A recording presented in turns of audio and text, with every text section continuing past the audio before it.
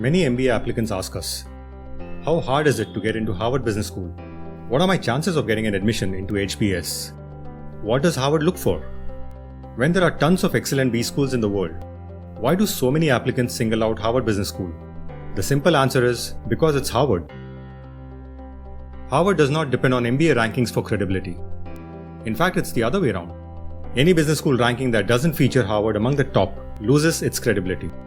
Among the most popular stories on our website is about an MBA crystal ball consultant who got into Harvard Business School and rejected it. If you're curious to know why, we'll share a link in the description below. However, his story does not get into the nuances of what it takes to get into Harvard Business School. That's what we'll focus on in this video, so watch till the end.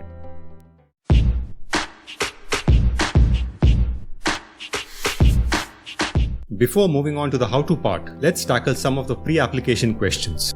How hard is it to get into Harvard Business School? The short answer is very hard. Here's why. Though technically Harvard University wasn't the first to set up a business school, that distinction goes to Wharton. Its century-long existence gave it a huge first-mover advantage.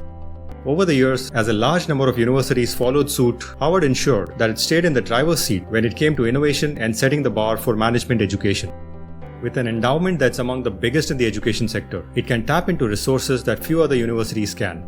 The HBS brand is super strong not just in the education space, but also in the industry, in almost all fields of specialization. That pretty much covers the entire spectrum of post-MBA opportunities. This means that the alumni network, one of the key takeaways of an MBA, is entrenched in the higher echelons of power in all business fields and non-business streams like politics as well. All this attracts the best and the brightest MBA applicants from across the world hoping to bag a seat at their dream school. So yes, it's pretty hard to get into Harvard Business School, which is probably why a lot of applicants want to know the answer to the next question. What are my chances of getting into Harvard Business School? Unlike the earlier question, this one can actually be answered with statistics published by Harvard. The selectivity rate for Harvard MBA is 11%.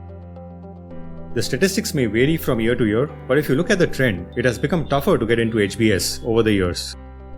That should give you a general idea about your chances of getting into Harvard Business School. But as with all statistics, be aware of what these numbers don't tell you. If you blindly assume that your chances of getting into HBS are 11%, that would be incorrect. There are many other factors at play that are not captured by these statistics. The big one being the self-filtering that happens in the applicant pool even before the application is submitted. As a hypothetical example, there may be 1,000 aspirants out there who want to get into Harvard, but only 100 may actually apply. The remaining 900 may have reasons not to jump onto the bandwagon. Some may believe that their application fee would be better spent on other programs where the chances of getting accepted are better than Harvard. Others may believe that they can wait for a year or two to strengthen their profile. Out of the 100 that apply, 11 will get an offer. It's a simplistic example to prove a point. Despite the selectivity numbers, your chances of entering Harvard are not 11%. They may be better or worse depending on your overall profile and, more importantly, your potential as perceived by the Harvard MBA admissions team. Alright, with the basic queries addressed, we are ready to move on to the main one. How to get into Harvard Business School? If you're applying this year, some of these suggestions like being able to influence the undergrad GPA or industry and role won't be relevant. Pick what you think is useful and create your own Harvard application strategy. The first step is to understand what makes Harvard what it is. This is an important step to understand fit with HBS. While you may not find a specific why Harvard essay, Harvard admission officers will sniff out pseudo-fans who have nothing more to justify the choice apart from Harvard being a top name. With some of the other business schools, if your other profile parameters are favorable, you just might get away by minor tweaks on your MBA application essays. Don't even think about that strategy with Harvard. Even if you're hard-pressed for time, spend time trying to get a handle on the average Harvard student statistics. Even better if you can search for students from your country who have attended Harvard. If you aren't coming close to them, there may be a message for you. To refocus your energies on other business schools and not be devastated when you hear back from the Harvard admissions team. Try to visualize yourself as a Harvard student and what you'd be expected to go through in those 2 grueling years. For instance, consider the primary weapon in their academic arsenal, the case study. Read more about how Harvard Business School uses the case study method. Also be aware of the grading practices at HBS. It's a bell curve rating where you'll be pitched against your peers. Class participation could influence half those grades.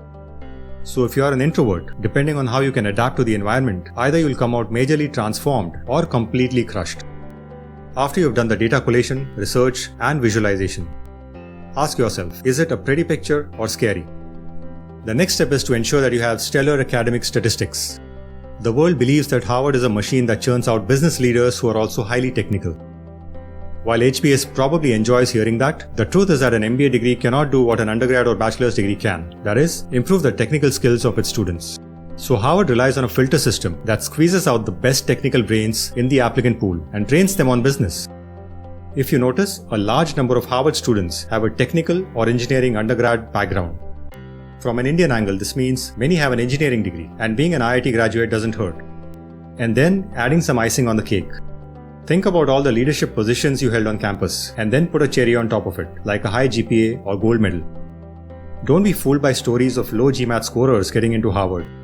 That generally does not happen with applicants from highly represented countries like India and China. Harvard's median GMAT score is 730. The range of GMAT scores is between 580 to 790.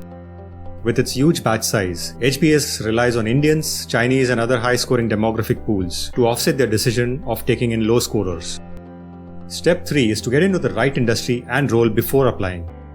Being a branding success story, HBS knows the value of how brands work. 1 in 4 students at Harvard has been a consultant at a top management consulting firm, such as McKinsey, Bain, BCG.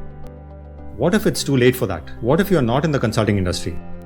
Well, you still have those 3 seats out of 4 to compete for. But the primary rationale doesn't change. Take any other field and find out the market leaders who are known for their stringent employee selection process. Google in technology, Goldman Sachs in investment banking, Carlyle in private equity are some good examples. In certain industries, the milestones are pretty fixed. For example, if you join a consulting firm as an analyst immediately after your engineering degree, you'd be expected to move out for an MBA after a few years. For other industries where this is not the norm, show your role progression and increasing quantum and complexity of the responsibilities you've handled. Show the admissions officer at Harvard that this is not your first trial by fire. Step number 4 is to present yourself as a leader. Remember the earlier point about HBS not being able to churn out technical whiz kids. Seems like there's not much that they can do about creating leaders magically in 2 years either. But the impression that Harvard graduates are highly skilled leaders still sounds good, so they extend the filtering to include those who are already leaders. If that's so, why would someone who's technically savvy and also a born leader try so hard to get into Harvard? That's because the doors that can open for them after graduation can be bigger, grander, and more lucrative. And who wouldn't want that? Show them that you not only have the achievements of a leader, but you can communicate as a leader too. Use your essays and interviews to do this. Point number 5 is to apply in your mid-20s. From the previous point on leaders having a better shot at Harvard, it may seem as if folks with all those achievements might be close to retirement, but from the statistics on the Harvard MBA page, seems like that's not true. HBS students are actually younger than the students at the other top 10 MBA programs. The sweet spot for applying is when you have around 3 years of work experience after graduating. The more experience you have, the lesser your chances of getting in. There may be exceptions to the rule, like MBA applicants from the army, military, or you have a strong master's or doctoral degree that skewed your experience to age ratio. If you're thinking, all this is fine, but it can't be a universal formula to get into Harvard, then you're absolutely right. These tips are purely based on the typical profiles that you see at Harvard.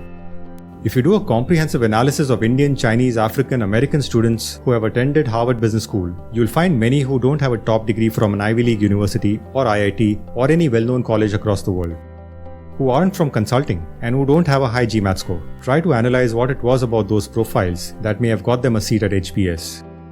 After all has been said and done, keep in mind that Harvard is not the only good B school out there for you. In fact, when it comes to value, there are many other B schools that are much better than Harvard. In a few years, you may realize you were chasing it only because of the brand. MBA graduates of other programs are equally capable of changing the business world too. If you need a little help with your Harvard MBA application or for any other elite MBA program, drop us an email. For all we know, your mentor might be the top consultant from MBA Crystal Ball who rejected Harvard. Good luck to you.